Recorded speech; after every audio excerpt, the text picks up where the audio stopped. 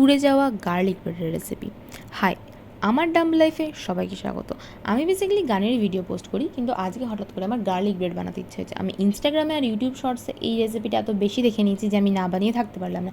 আর ভাবলাম যখন বানাচ্ছি একটা ভিডিও বানিয়ে শেয়ার করাই যাক। যাই হোক, একটা বাটির মধ্যে আমি নিয়েছি বাটার, আর থেতো করা রসুন এবং অরিগানো। এটাকে আমি ভালো করে মিশিয়ে নিয়েছি, আর এটা দেখতে খুবই টেস্টি লাগছিল। আমি এর মধ্যে চিলি ফ্লেক্স অ্যাড করিনি, কারণ আমি ঝাল একদমই খেতে পারি না, একটুও না। যাই হোক, এরপর আমি ব্রেডের প্যাকেটটাকে কাটবো। এবার অনেকের মনে হতে পারে ব্রেডের প্যাকেট কাটার কী আছে, হাত দিয়েই ছিঁড়ে নেওয়া যায় সোজা। হ্যাঁ, আমি জানি, কিন্তু আমি খুব বেশি ওভার ড্রামাটিক, তাই জন্য আমি এটাকে কাটবো। যাই হোক, এরপরে আমি আমার থালাটাকে খুঁজে খুঁজে অনেক পেলাম ধুয়ে রেখে শুকনো করা থালা।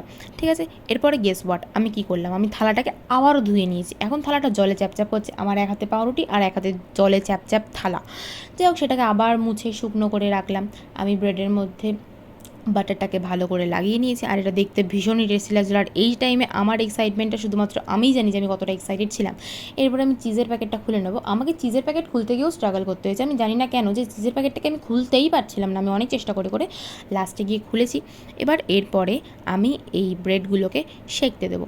হ্যাঁ, এখন এই রিয়াকশানটা দেখিয়ে মনে হতেই পারে যে আমি কোনো হয়তো আর্টিস্ট অফ দ্য ইয়ারের একটা অ্যাওয়ার্ড জিতে নিয়েছি, কিন্তু গ্যাস জ্বালানোটা আমার কাছে ওর থেকে ওই রকম লেভেলের থেকে কম কিছু নয়। ঠিক আছে, আমি তার এমন নয় যে আমি কোনোদিন রান্না করি না, আমি রান্না করি, আমি রান্না করতে পারি, কিন্তু গ্যাস জ্বালানোটা আমি জানি না আমার এখনও অবধি হয়ে ওঠেনি। যাই হোক, বাটারটাকে আমি ভালো করে তাওয়ার মধ্যে দিয়ে নিয়েছি, এবং এরপরে আমি এর মধ্যে ব্রেডগুলোকেও দিয়ে দেবো ভালো করে, দিয়ে দিয়েছি অলরেডি।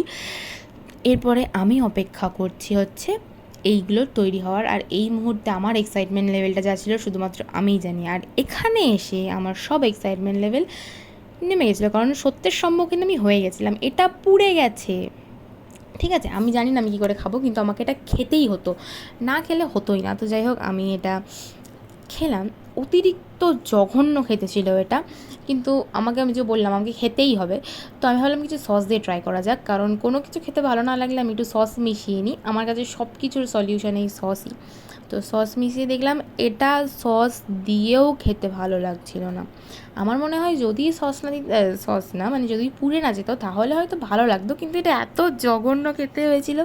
কিন্তু ঠিক আছে, আমি নিজের মনকে মোটিভেট করছিলাম যে প্রথমবার যেহেতু বানিয়েছি একটু ওরকম হবে। নিজের বোকামিতে বানানো এটা দেখে আমি নিজেই হাসছিলাম, জানি না কেন। তো এটা একটা বিগ ফেল ছিল। ঠিক আছে, আমি তবুও নিজের মনকে মোটিভেট করতে থাকছি প্রথমবার বলে। যাই হোক, এইটুকুনেই থাক। বাই।